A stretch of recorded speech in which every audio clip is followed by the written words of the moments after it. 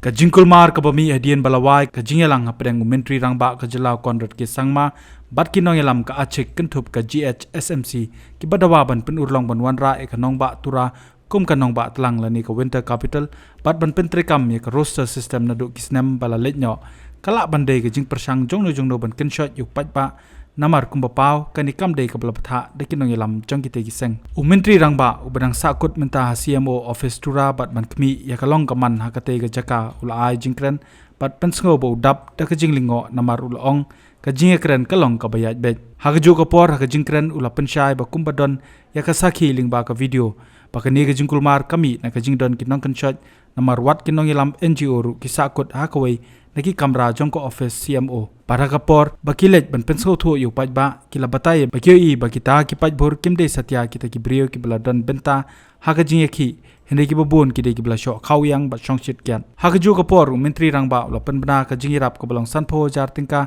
yaki pulet ki bamansaw haga bay de ba ka jingmi ka ni ka jingkulmar nakaliang ki bor penya district la pynbna da ka night curfew hanong ba Tura. The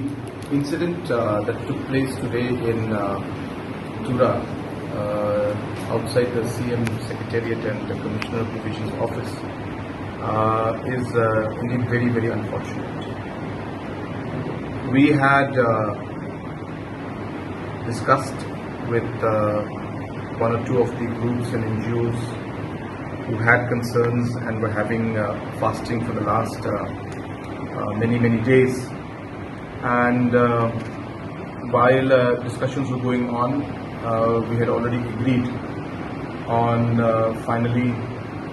meeting in Shillong and discussing this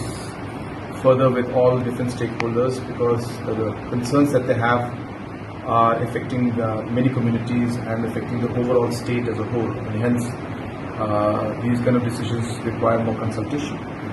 And in the meantime, of course, other development aspects and other works that we have initiated, those would continue at a fast pace, and those matters were discussed. And more or less, these NGOs who had these concerns were more or less satisfied. And I also would like to stress that majority of the stakeholders, civil society and the NGOs were not part of this fasting that took place. There were just 2 organizations or maximum 3 organizations that were in this, but 90% of the organizations were not part of this. So even then, I felt it appropriate, and I've always believed that dialogue is important, and hence I made it a point to meet them,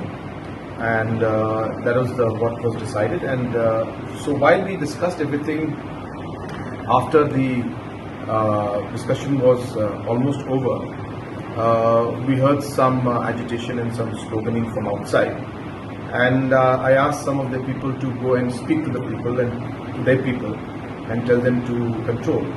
and not to create any kind of scene out here.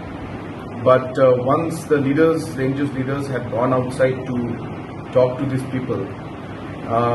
they came back to tell us that they have no idea who these people are. They have never seen them here before. For the last 14 days since they have been here sitting and having this fasting, they didn't see these people, and today for the first time they've come, and some of them even looked intoxicated and not really in the correct senses in some sense. And this was said not by me but by the NGO leaders themselves.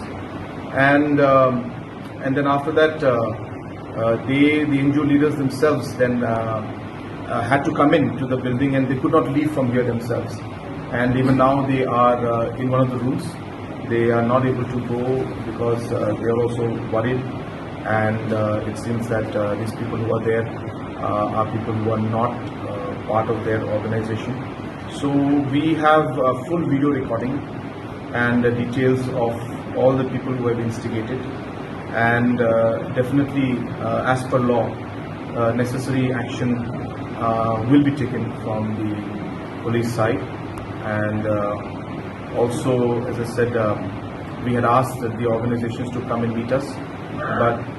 it is sad that while we took the initiative to come and speak to them and try to find a resolution to this, this is the kind of unexpected situation that has unfolded. But nonetheless, the police has controlled the situation. We had some incidents where, because of the store pelting, without any instigation from the police,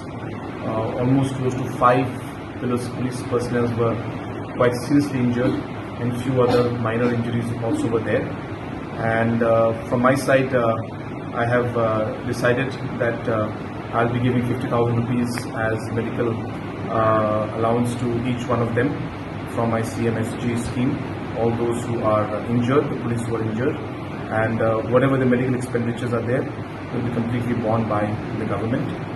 At the same time, as I said, we condemn this kind of an action, and this is not something that Kyrwoh Hills has experienced, and whatever we have seen seems to be another plan by some other individuals. As I said, even the NGOs who were in this have already said that they are not part of this, and they are not aware of the individuals who have been involved. And as I said, we have recordings, so accordingly police will take action.